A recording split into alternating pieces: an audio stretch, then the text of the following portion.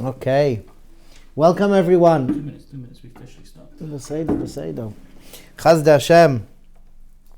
Let's make sure this is all set up properly. Baruch Hashem. Okay. Avodas Hashem.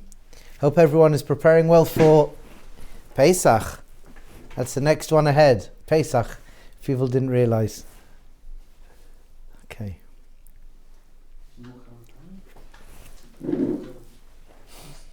Rabbi, did someone say something on the machine over here? Pardon? No? Okay. Ay, didida, yoy, didida, da, da, da, yoy. Ay, amama, my. Ay, ay, ay, didida, da, da, da, da, da. Ay, ay, ay, ay, ay. Didida, yoy, yoy. Ay, ay, ay. Ay, didida, da, da. Ay, my, didida, da, da, da, ya, da, da, da. Ay, ya, da. Ay, my, ha, my, ha, da, da, da, da, da, da, didida, ya, da, da, da. Ay, my, didida, yoy. Ay, ay, didida, da, da, ya, my, ay, ay, ay, ay, didida, da, da, da. Ya mama, ya da da, didida da da, ya da da, ya didida da da, ya ya ya.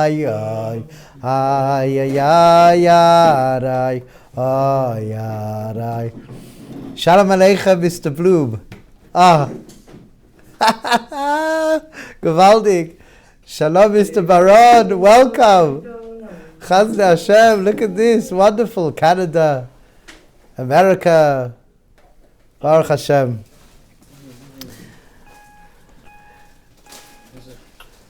Okay. Shalom Aleichem to everybody. It's an unbelievable merit. Mamash Pesach time. Erev Pesach we can speak these sorts of Torahs. And the goal here is to try and deepen and amplify our connection to Parnassa, to what Parnassa is, what Parnassa should be for Am Yisrael. And we're excited to share some of these Torahs with our wider audience, and Avodas Hashem to recognize that within the Chaburas we've been working on these Torahs for some time, and we have some Chabur Chevra in person. It's very exciting. They're polishing off the chametz. They're drinking the whiskey. Baruch Hashem, they're drinking the beer. Avodas Hashem. So we're here tonight, and just to take a moment, change and transition, to take a moment to recognize wherever we were a few minutes ago. We're here now together, online, a few in person. And the goal is, Avodas Hashem is Baruch, to share some ideas that can help create a kesher, a connection, to understand Parnassa in a deeper way, and to understand how it's very much a yesod in our generation. And Pilzno Work Inspired has been dedicated to this task for a number of years now. And just to remind ourselves that Baruch Hashem, by the derech of our community, we have a whole unfolding derech of Avodah. And that derech of Avodah is very much to achieve integration, and to live well We deserve to live well. Mr. Casper, you hear that? We deserve to live very, very well. Hear my words, Mr. Bloom. Baruch Hashem. We deserve to live very well, and every area of our life, which are the important areas of our life, need attention and need focus. We need to be able to spend some time in not just dabbling, but mastering. So for example, if we speak about physical health, it's important to understand the bedrock that physical health matters. If we understand financial health, which is what we're going into a little bit today in conjunction with Pesach, if we understand our relationships, to understand the depth of our relationships and the fundamentals of relationships, and to understand as well the mind, how the mind works, and understand that we all need spiritual connection and connection with our mentors, which add up to what we call the Arba Yesodus: physical and financial health, healthy, good, wholesome relationships, understanding the depth and profundity of our mind, and keeping strong kasharim with our teachers, and living for something bigger than ourselves. And today we're going to take a look at the world of finance through a lens of Pesach, and to recognize there's so much more to speak about, my dear friends. But we are going to start somewhere. As an introduction, I would like to start with a bigger picture recognition of how things work from a bigger picture perspective. So what do I mean? If you open up the Arizal in Shar Kavanos, the Arizal at the beginning of Shar Kavanos in the classic Shar Kavanos, it's not in some other editions, and as well Drush Aleph of Pesach, we speak about how the journey of Bnei Israel in Mitzrayim, and the journey of Bnei Israel leaving Mitzrayim, and the journey of leaving the Midbar to go into Eretz Yisrael is your journey. It's our journey. It's our journey. And the Yidden that were back then there, we are living those neshamas. They're in us. They're in us. So the avodah of what Am Yisrael went through in Mitzrayim, in the Midbar, and coming into Eretz Yisrael, that's our journey, my friends. And for some of us who are zeichet to live in Eretz Yisrael now, there's big avodas, there's big avodas, and Baruch Hashem, we should all go from strength to strength. But the main teaching that we can share based on this introduction from the Arizal, that we contain all of those neshamas, it's a very deep idea, that when Adam and Chava ate from the tree, when Adam ate from the tree and Chava ate from the tree, there was what we call a shattering of the vessels. There was a breaking, a fracture of our reality. And you and I are tasked with rebuilding the world in the most splendid, wonderful way. And what that means to heal that fracture, involves bringing HaKadosh Baruch Hu to be expressed in every single layer of our universe. So for example, we can say, HaKadosh Baruch Hu is in Ruchnius. Of course, HaKadosh Baruch Hu is in Ruchnius. I must be Ruchnius, 100%. HaKadosh Baruch Hu is in the mind, to do with the mind. Learning Torah, the cerebral aspect, 100%. We have to find HaKadosh Baruch Hu there. Emotions, of course, emotions. I have to find HaKadosh Baruch Hu in the motions, in the Lev, Rachmana Libabei. But as well, HaKadosh Baruch Hu wants to be found in the Gashmius. Every single level of reality, HaKadosh Baruch Hu wants to be found. So the Medrash Tanchuma and Tanchuma, Kisavai, and Parshas Nasai as well. Parshas Nasai 16 tells us that Hashem wants a dira betachtaina. HaKadosh Baruch Hu wants to be found in this world. A beautiful insight about Yeridas Hadairas, which is so relevant to where we are today. Yeridas Hadairas. People look at Yeridas Hadairas, the lowering of the generations, as something bad and negative and yucky and icky. But there's a pumfaket, there's an opposite as well. If HaKadosh Baruch Hu, as the Medrash Rabbi and Medrash Tanchuma tells us, and other places, that HaKadosh Baruch Hu wants a dira b'tachtona, that means Yeridas Hadairas is the actuality of accomplishing what HaKadosh Baruch Hu wants. Think about it for a moment. HaKadosh Baruch Hu, Medrash Tanchuma Naso 16, dira b'tachtona, Hashem wants to be found in the lowest of places. So whose job is the most efficient job of doing that? Our generation. Yeridas Hadairas. Think about it. Yeridas Hadairas. So when we speak about Yuridus Hadaros, it's true to say there's two aspects where Yuridus Hadaros affects us. Yuridus Hadaros affects us that we're not punished as harshly as previous generations, which I'm very happy with. And as well, in regards to Psak Halacha, there's a cloudiness to Psak Halacha, which as well leads to diversity. So both elements where Yuridus Hadaros affects us actually is very helpful. These are the words of the Biala Rebbe, Zechor Nevracha. But more than that, when we speak about the lowering of the generations, it's actually what Hashem wants, that our generation is the generation that could bring Hashem into the most lowest physical, darkest places. It's a very deep idea. There's a lot to talk about, but we're not going into that now. The point is that when we're speaking about our Dor, we look out at the world and we see we live in a generation of abundance. My dear friends, living in a generation of abundance is not for naught. We live in a generation of abundance because we have been charged in our generation with the last fixing, the last layers of healing, the last layers of integration. That's on our shoulders. Now it is difficult, it is not always so straightforward, we get that, there's a lot of challenges, but the nakuda is, I'll tell you that we're doing very well. We're doing very, very well. And that's one reason we set up Pilzno Work Inspired. Work Inspired is having the conversations that need to be had in order to hold physicality in the right way. Because we live in a wonderful generation of abundance. And if we don't know how to hold that abundance, it can hurt us. It can hurt us.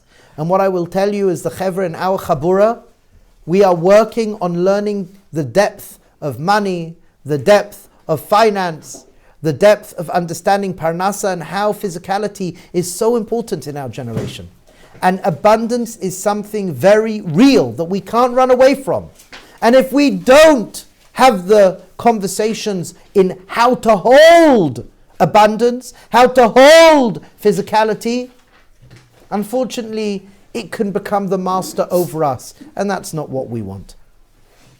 And when we look at the world of Mitzrayim, when we look at the journey of Pesach, the journey of slavery to freedom, we know there's so many layers, my friends. There's so many layers to discuss. Layers upon layers upon layers. What does slavery mean? What does freedom mean? Is there such thing as freedom? But part of the navigation of recognizing the journey of slavery to freedom, there's something that's often missed. And that is the world of abundance, the world of Parnassa, the world of money, the world of Geld. For example, did we come out of Mitzrayim poor? No, everybody knows. It's like, oh no, we've got they're nodding their heads, not nodding their heads, they're going like this. No, we came out very rich. Chazda Hashem, we came out very, very rich. Well, why? Why was that important? Why was that important that we came out rich? Why was it important that all the Rosh Yeshivas through Shas had to be wealthy? Why is it that the Av Beis Din, the Rosh Yeshivas and the Rabbonim and the leaders of Am Yisrael, why is it they had to be wealthy? There's a lot here. There's a lot here. But when we come to the world of Mitzrayim and we come to the world of Pharaoh, Pharaoh wanted to destroy our mindset to do with Parnassa. Pharaoh wanted to destroy our mindset to do with work, where we understand work as something so precious and kadosh because it's a revelation of your koichas hanefesh. It's a revelation of your strengths expressed in the world. Pharaoh knew this, and Pharaoh wanted to destroy it. And we see Mitzrayim was very much to do with a destruction of our mindset to do with work, which we'll go into in a moment. The world of the Midbar was some sort of healing to get used to abundance, but because we were stuck in a mindset that needed to be a healing, and then coming into Eretz Yisrael is very much about now standing on our own 2 feet, and more than that, even after Pesach, we have the Sfiras HaOmer. Sfiras HaOmer is about the Omer. It's about work. It's about making sure that we have the sustenance. And what we are sharing here is a story which involves a potential freedom from the frustration, freedom from the emptiness that many experience at work. And part of the Geula process is a freedom from the Para mindset of work, shifting into the Am Yisrael mindset of work. So let's start looking at Paro. Let's start looking at Paro. What did Paro do? If you think about it, again, if we open up our minds, if we expand our minds, if we open up our hearts to try and come in a little bit deeper to a world of work, to a world of Parnassa, to do with Paro and what Paro wanted. How did Paro attack us? He didn't just make us into slaves. He really didn't just make us into slaves. It's an amazing reality that all through history, it's a little bit of a joke because anti-Semitism became a very real experience because of this. But when we're speaking about Am Yisrael, one second, the notes just went purple, just to let you know. When we're speaking about Am Yisrael, the children of Israel, all through history, were very good with money. So many families, famous families, and wherever we went, we were very good with money. Money lenders. Is it stam or is there something deeper going on? Actually, there's something much deeper going on because we know that HaKadosh Baruch Hu is Megale through the physical world. So if we are not owning as in having tremendous wealth, but in here. If we're owning our relationship with the physical world, we are owning our ability and our potential to megale divine intelligence in the world. That's what it comes down to. So of course, wherever we go in the exile, by the non-Jews, there's a reality that we can create a situation that the Jews will be moneylenders. They'll be moneylenders. And from the world of the people that made us the moneylenders, that seemed not to be good. But actually, that's actually the way we are Megale HaKadosh Baruch Hu in the world, through physicality, through work, through money, through having abundance. And every land we found ourselves in, this is the jobs that we had, amongst obviously other jobs. So when we work, we want to work with a sense of purpose. Our purpose to Megale HaKadosh Baruch Hu in the world. So obviously, if we refer to Mitzrayim, if we refer to the Medrash Rabbah in Aleph, Yud Aleph 11, what we learn is that classically, the work that we were given in Mitzrayim by Paro led to frustration because there was no purpose in it. What does this mean? What did the Jews do? The Jews built, Am Yisrael, you and I, we built Piton and Ramses, 2 cities. And what do we know about these cities? We know about these cities, as Rashi tells us, that the earth could not be built on. So every time we were building, it collapsed. Every time we were building, it collapsed. So the first idea that we could share here is there was no sense of purpose to our work. And Paro knew deeply that the way we are Megale our Hashem in the world is through the Gashmius. We have drink, we have food, we have nice things. We are revealing in Hashem. We're revealing Hashem, we're revealing divine intelligence through the physical world. So a way in order to hit us was to have a reality where we work with no purpose. We work with no purpose. Another reality, the way Paro got us, was that, as we mentioned before, you have strengths. You have unbelievable strengths. And you are to use your strengths to work and to reveal Hashem in physicality through your strengths. So some people, they're good with their hands. So maybe they'll become a plumber, maybe they'll become a builder, a bricklayer, maybe they'll become something to do with their hands. Massage therapist, physical therapist. Some people are good with their hearts, they can listen. Maybe they'll become a therapist. Some people are good with their brains, very logical, very good with numbers. Maybe they'll become an accountant. Every single person has koiches hanefesh. And it's incumbent upon each and every one of us to find what we are good at and then to share that through our work in the world. And obviously, Chevra, I'm taking for granted here that we have a schedule in learning. We have a schedule for prayer. We're not, God forbid, pushing away the learning of Torah. We keep to the Shulchan Aruch. We have halacha. Everyone needs to learn, and everyone needs to pray, and everyone needs to do the Torah and the mitzvot. We know that. We're taking that for granted. But what we're saying is that we need to use our kochot hanefesh to share Hashem in the world through your gifts. And everybody has gifts. Every single person has gifts. Now I remember speaking to the Biala Rebbe. The Biala Rebbe would say that this is something so important. It says in the Pasuk that all of Israel saw Betzalel. In a few sedras ago, everyone saw Betzalel when Moshe Rabbeinu said that he is to make the Mishkan. They saw Betzalel, Ru'u. So the commentaries ask, why does it say Ru'u, to see? Because everyone saw the strength of Betzalel. Everyone knew what Betzalel was good at.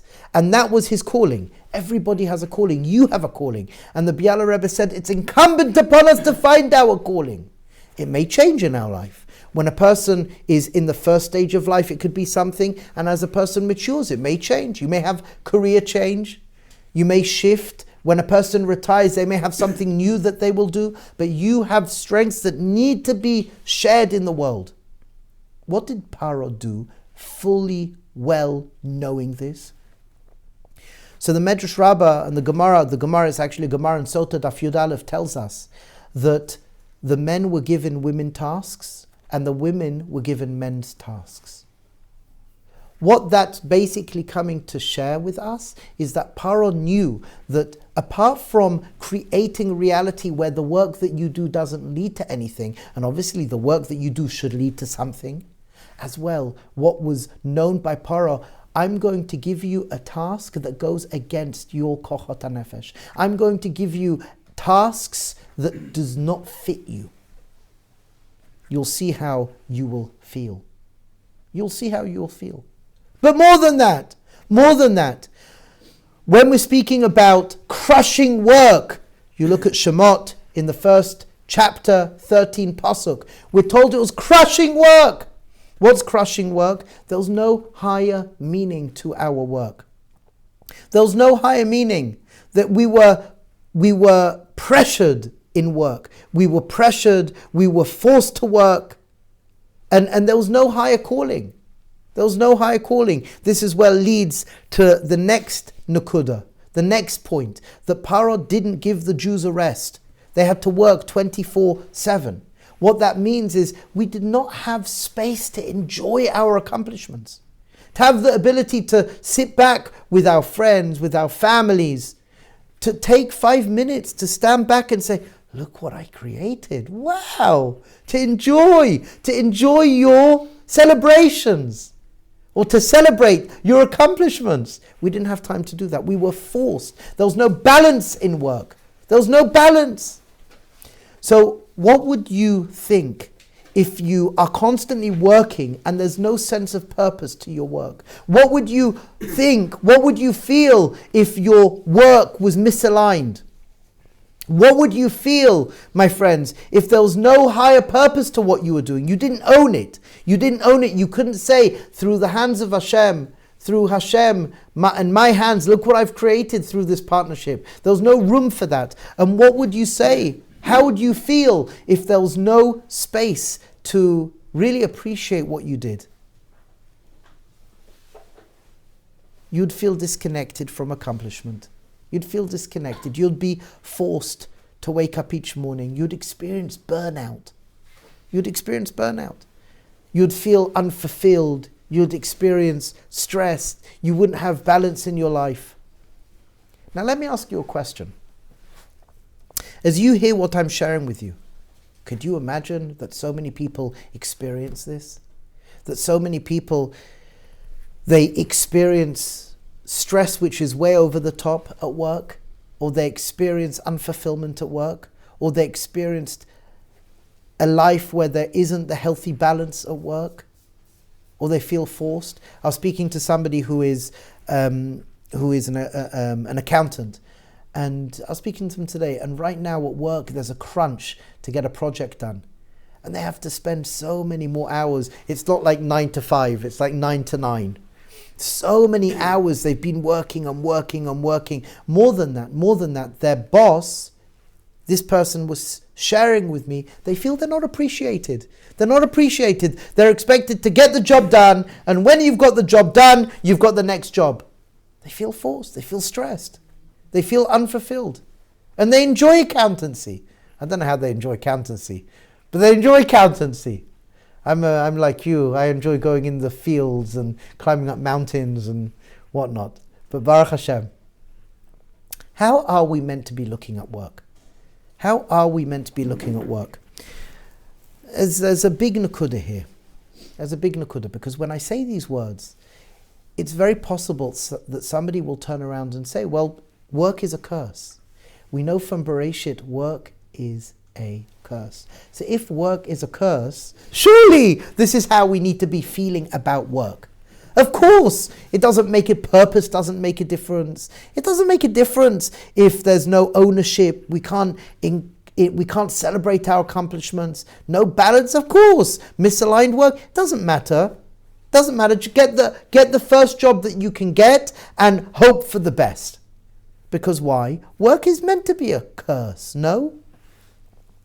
Well, what's very interesting is that if we look at Bereshit, we look at the third parak of Bereshit, the 23rd pasuk. When Adam and Chava, when you and I were sent out of the Garden of Eden, it wasn't a curse. It's true to say the ground was cursed, but work was never cursed. And if you look at what's written, what's actually written is that when we are looking at the world of Parnassa, we're looking at a world where Hashem sent us on a new mission. V'shlachehu Elokim migan Eden la'avoid es ha'adama. That Hashem sent us, and the Sfas Emes says, on a new mission, shlichut. Because after eating from the tree, we now can't be in the Garden of Eden. So Hashem says, not, you're cursed, get the heck out of here, losers, what the heck did you do? Eating from the tree, one thing I told you not to do, I said one thing, don't eat from the tree, get out of here. No, that's not what happened. Sorry, I'm not dramatic. I'm very calm. What did Hashem say to Am Yisrael? Hashem said to Am Yisrael, listen, Adam and Chava, you now ate from the tree. And because you ate from the tree, the spiritual level now that you are on is not one that you can be in Gan Eden anymore. So I'm going to give you a new mission. I'm going to ask you to go outside of the garden. And I'm going to ask you to bring a new light into the world. A light that you can't bring in Gan Eden, but a light that for sure you could bring outside of the world. And I know it's going to be difficult because the ground is cursed. So you now have to work with the sweat of your brow. You're now going to have to put in effort and work hard. So that's what happened actually in Gan Eden. Curse and work don't belong in the same sentence. They don't belong in the same sentence. And when actually we speak about curse, what is a curse? What is a curse? When we speak about this term curse, what is it? So if we look in Devarim, Moshe Rabbeinu says to Am Yisrael, Re'ei, Anochi noten lachem lifneichem hayom bracha u'klala. I place before you bracha and klala. And if we look at the Targum Yonasan, we see something very interesting, that the word curse, klala, the Targum translates as Khalifa, which is to reframe. What happens? The Medrash Rabbah tells us, based on the Shla, Hashem only sends down blessing. Hashem only sends down blessing, nothing else. What happens is up here, our thinking. Our thinking is the filter for which the blessing that's always coming down remains either a blessing or, God forbid, becomes a curse. It's one or the other. It's up to us and the way we process, the way that we think. And when we're speaking about Pesach, the mouth that speaks. What we speak becomes. Haggadah shel Pesach. You take the first letters of Haggadah, Hey, Shel, Shin, Pesach, Pei, Shefa, blessing. Hashem's only coming down. The way we speak, the way we think, is creating a reality of how that blessing manifests. My dear, beautiful, wonderful, wondrous friends, it's up to us, and it's up to the way we are thinking, and it's up to us, and it's up to the way we are speaking. That's where the bracha comes from. Bracha and klala. Klala is reframed bracha, my friends. So when we're speaking about work, we can either speak about work and get hijacked by the dark side, hijacked by the sitra achra. And that hijacking is that we look at work as a curse. Nah, it doesn't say that in our books. Opposite. What does it say? Only blessing comes down. And you and I are to look at ourselves and figure out for ourselves, how can I best use the strengths that I've been bestowed with to share divine intelligence in the world through the career that I work with? You have a question? Yeah, later on when Dvarim we talk about the brachos and klalos, those are called klalos. So how are we saying there's no klalos coming down? It's not for now. It's a good question, but not for now. But the nukuda is, we bring upon ourselves, the Maharal asks the same question, that we have klalos and we have brachos. We bring that upon ourselves. We bring it. It's not from Hashem. We bring it upon ourselves. Through the way that we act, through the way that we think, through the way that we manifest through our being. And the more that we are metaken ourselves, the more that we clean our minds, the more that we work on our midot to beautify ourselves, then everything and anything that we do is golden. Anything and everything that we do is a blessing. But it's up to us. Yes? Aren't we mixing two concepts here? Like, some people have the siyata d'shmaya that their profession can very easily be translated into calling, with other people who are in a profession, if somebody's, working in a factory putting tops on bottles all day. So you're asking a very good question. What happens if somebody is working in a job that they feel fulfilled with? Or what happens when a person's stuck in a situation where they're in a factory putting lids on bottles and maybe that's not fulfilling? So there's two aspects to this. And maybe this will please your mind a little bit and your heart. It could be. Number one is that a person can always change profession. A person can. I've worked with hundreds and hundreds of people that they figured out ways to make a change. And a person can still do what they are doing and find fulfillment in it. They have to choose to believe and make real. They have to choose to recognize that putting the cap on this bottle is as well Avodas Hashem. So for now, that's what I would answer you. And obviously it's a bigger conversation, but for now that's what I would answer you. So the question is, we've spoken about how when Pharaoh came to hit us hard, he came to hit us hard in context with Parnassa. And we spoke about how he created a situation where work becomes pointless because it's not adding up to something, or misaligned work, or we can't really own what we are doing and be in relationship with HaKadosh Baruch Hu. Why? Because we're so forced, or we don't have balance that we can't have time to rest. And we spoke about this nakuda of the reality that when we speak about curse is reframed bracha. Everything is always bracha. How does Torah look at work? How does Torah actually look at work? So it's fascinating to note, if we open up a Pirkei Avot, in the first perek, 10th chapter, 10th Mishnah, we're told, Shema and Avtalion, they said, they had the tradition, you should love work. I have es hamalacha, you should love work. You should love work. Yes, it's in the same sentence, love and work. It's in the same sentence. And when we look at the Mefarshim, it's not speaking about just the money that you get from work, it's speaking about the work itself, where you have to choose to believe and make real. The work itself. This is maybe, Reb Ari, this is speaking to what you just asked.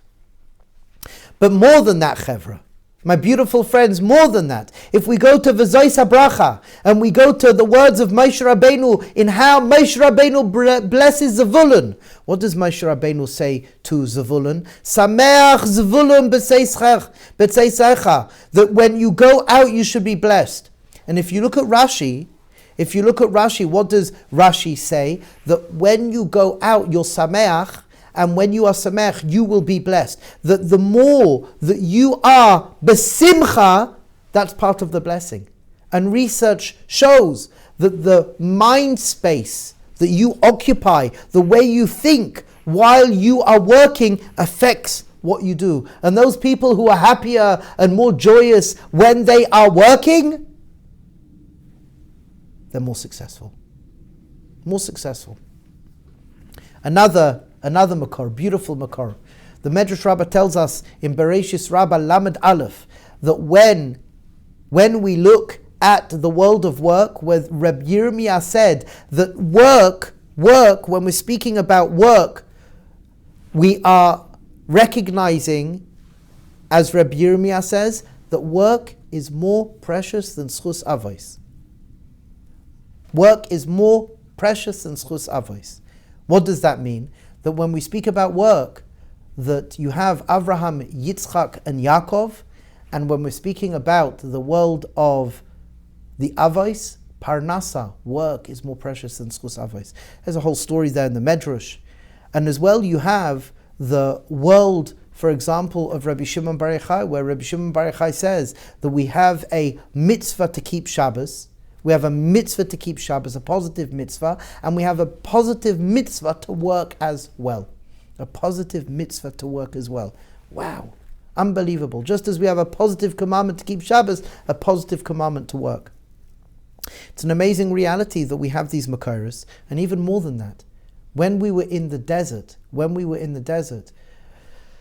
everything was given to us in a way where we didn't have to work for it. There was no relationship. There was Hashem who was just given to us.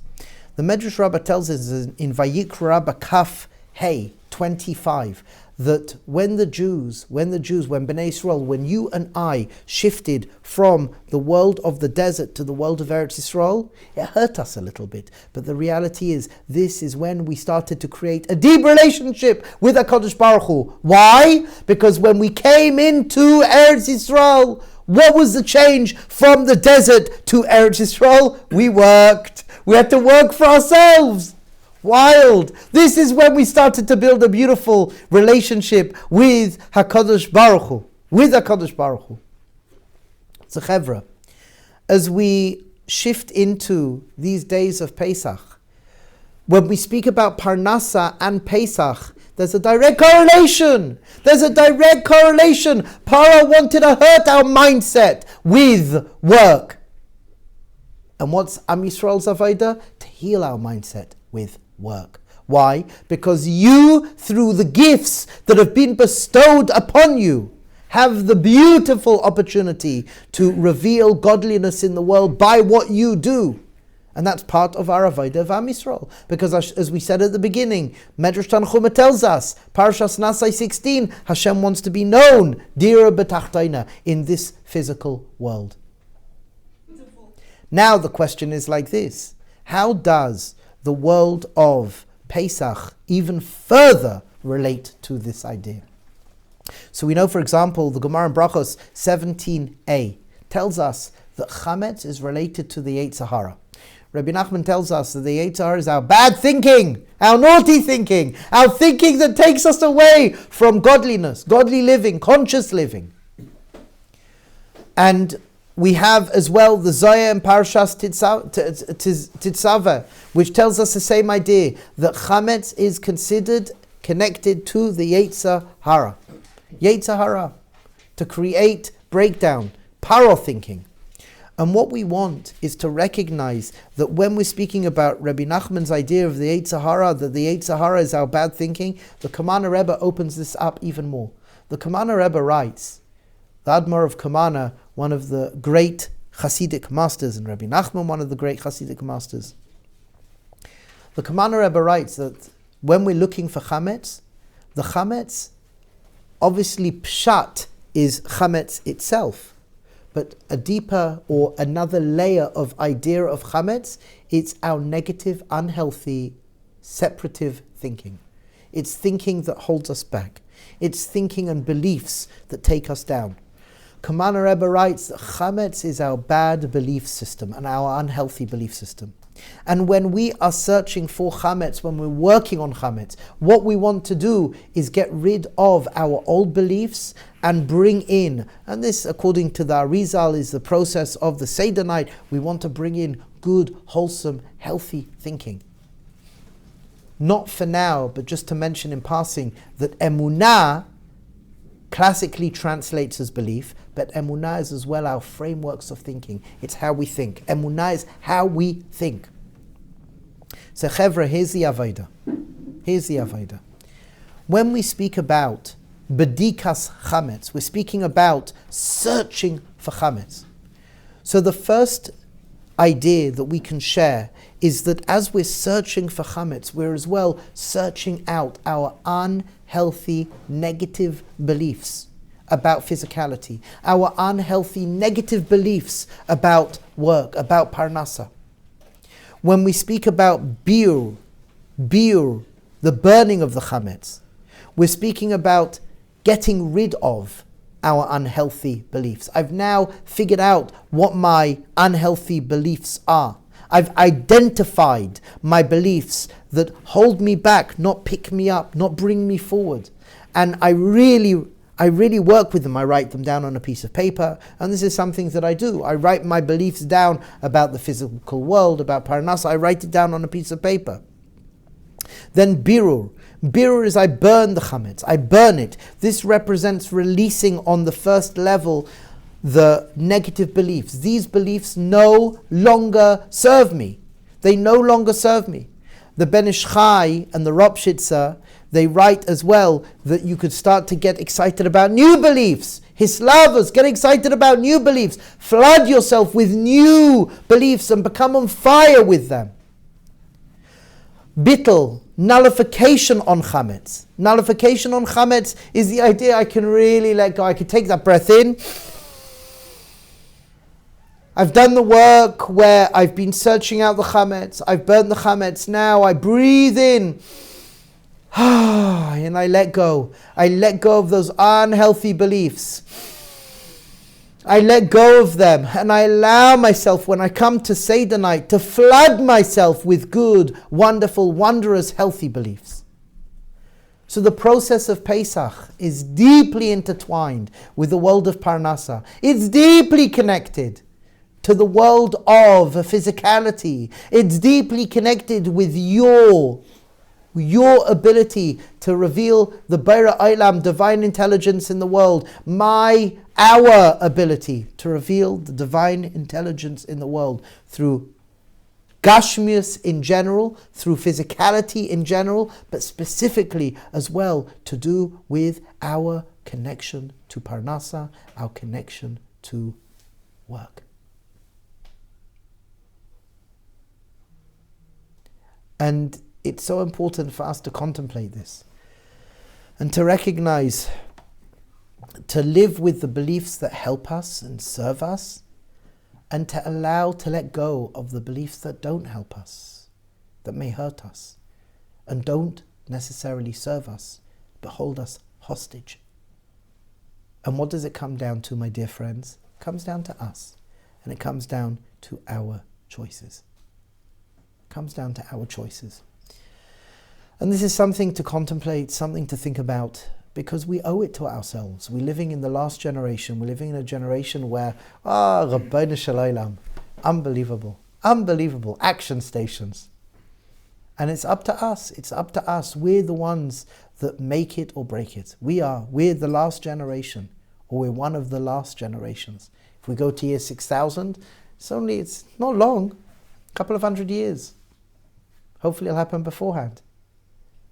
But now we're in a situation where we want to, through our koiches hanefesh, through our beautiful strengths that each and every one of you, each and every one of us have, to use those strengths to make this world a more beautiful, superb, wonderful and wondrous world through the way we work and the way we interact through Gashmias, the way we interact through physicality.